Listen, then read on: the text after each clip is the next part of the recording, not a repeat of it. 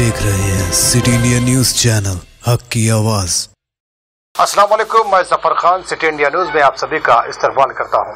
सदर all India सूफी उलमा council मौलाना हकीम सूफी सैयद शाह मोहम्मद खैरुद्दीन कादरी की ज़ेरे क़यादत दूसरा मशावरती इजलास इनेकाद अमल में आया। इस इजलास में मीडिया से मुखातिब होते हुए हकीम मौलाना खैरुद्दीन ने क्या कहा, आइए देखते हैं नूरुल कादरी की ये रिपोर्ट। सदर ऑल इंडिया सूफी उलमाए कौंसिल मौलाना हकीम सूफी सैयद शाह मोहम्मद खैरुद्दीन कादरी की ज़ेरे क़यादत दूसरा मुशावरती इजलास का इनेकाद अमल में लाया गया। बादशाह मीडिया से बात करते मौलाना हकीम सूफी सैयद शाह मोहम्मद खैरुद्दीन कादरी ने कहा कि सदर नशीन तेलंगाना स्टेट बोर्ड मोहम्मद सलीम से मुतालबा किया कि उलमा, समाजी जहदकारों और वक्फ बोर्ड के अहदेदारों की मुश्तरका जॉइंट कमेटी तश्कील दी जाए। इसके अलावा मैयतों की मुंतकली के लिए सवारी, कफन दफन का भी इंतज़ाम किया जाए। कब्रस्तानों की हिसारबंदी, निगरानकारों के खिलाफ कार्रवाई की जाए। इन्होंने मजीद तफसीलात से भी वाकिफ करवाया है। इस मौके पर नायब सदर मौलाना अल-आज़मी कादिम मोहम्मद अमानुल्लाह खान, मौलाना मोहम्मद अब्दुल गनी, डॉक्टर आसिफ उमरी चलो दीगर भी मौजूद थे। अहम मशावरती इजलास का इनेकाद अमल में लाया गया और अल्हम्दुलिल्लाह शहर के मुअज़्ज़ज़ तरीन शख्सियतों ने इस इजलास में शिरकत फरमाई, जिसमें काबिल ज़िक्र मौलाना हाफिज़ मोहम्मद अब्दुल गनी साहब क़िबला हैं और मौलाना डॉक्टर आसिफ उमरी साहब सूबे सदर जमीयत अहले हदीस हैं और मौलाना मोहम्मद अब्दुल रफ़ीक़ साहब और भी दीगर हमारे हजरात यहाँ पर तशरीफ़ फरमा हैं।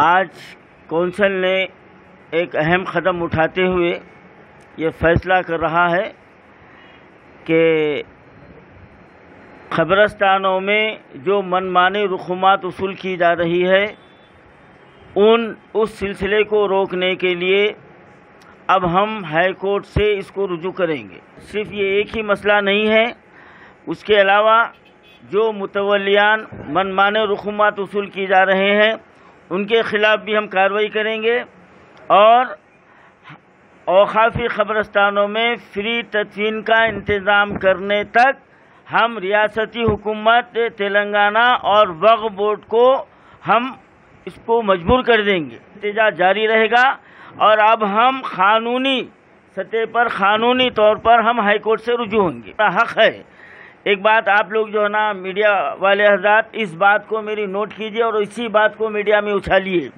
ये मुतालबा हमारे अपने हक़ का है और ये हर हिंदुस्तानी शहरी का ये बुनियादी हक़ है कि उसके लिए रहने, खाने, पीने का इंतज़ाम करना हुकूमत की ज़िम्मेदारी है और तदफ़ीन का भी जो है ना, ज़मीन का भी जो है ना ज़िम्मेदारी है।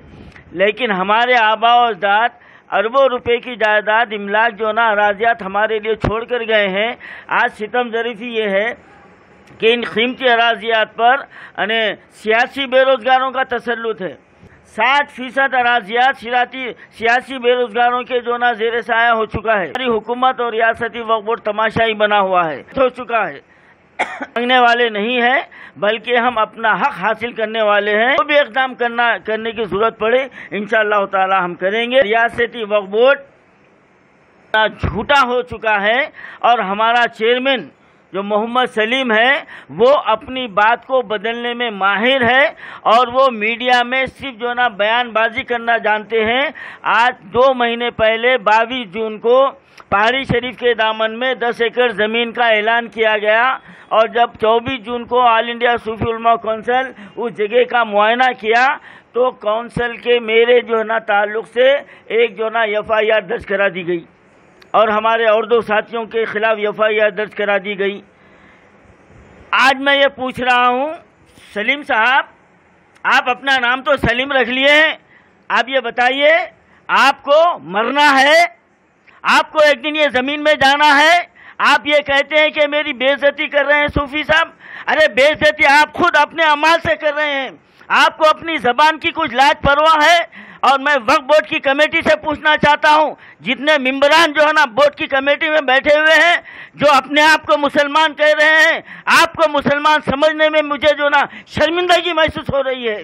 ہاں 5,000 روپے غریب میتوں کو دینے کا اعلان کرتے ہیں اور اس کے بعد لاوارث کی شرط لگاتے ہیں. لعنت ہے تم پر، لعنت ہے تم پر.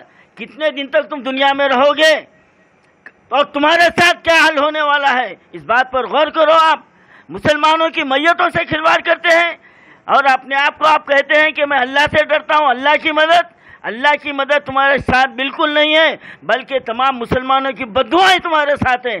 آج کمیٹی کے بورڈ کے جتنے ممبر ہیں سب پر اللہ کی لعنت ہے اور تمام مسلمانوں کی بددعا ہے تمہارے ساتھ. 5,000 روپے کا اعلان کر کے لاوارث کی شرط لگاتے. ارے شرم آنی چاہیے. ارے لاوارث میت ہے تو آپ کے پاس کون آئیں گا مدد مانگنے کے لیے؟ بنا رہے ہیں آپ.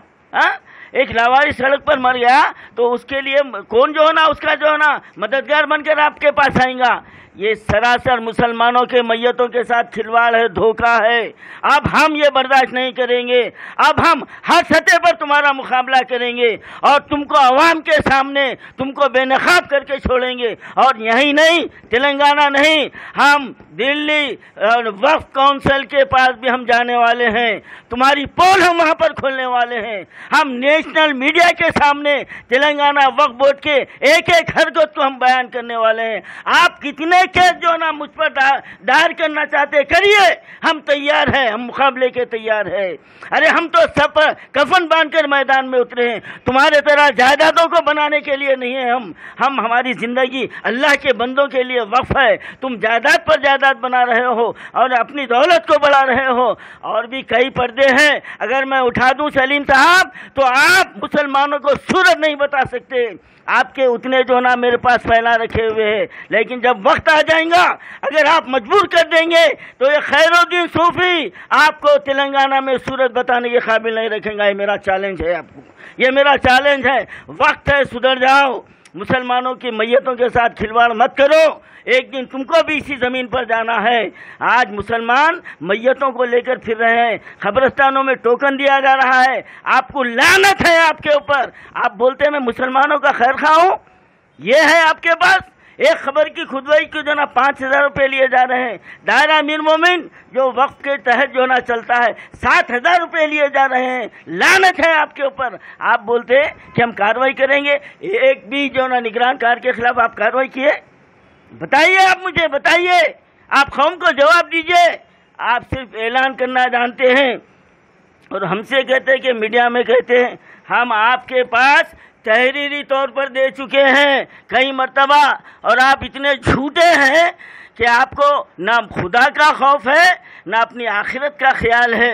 آپ کے پاس کئی ہمارے جو ہے نا لیٹر جا چکے ہیں لیکن آپ اس کو دیکھنا تک گوارا نہیں کیے. اور جب ہم آپ کو عوام میں لا رہے ہیں تو آپ ہم پر جو نا کیس جو نا ہم پر دائر کرتے. اور کیس دائر کیجئے. آپ فوری 5,000 روپے غریب میتوں کے لیے جاری ہونا چاہیے اور لاوارث کی شرط ہٹا دینا چاہیے. پر خدا کی مار پڑے، آپ پر لعنت برسے آپ پر کہ آپ جو ہے نا مسلمانوں کی میت کے لیے ایک گاڑی کا انتظام نہیں کر سکے.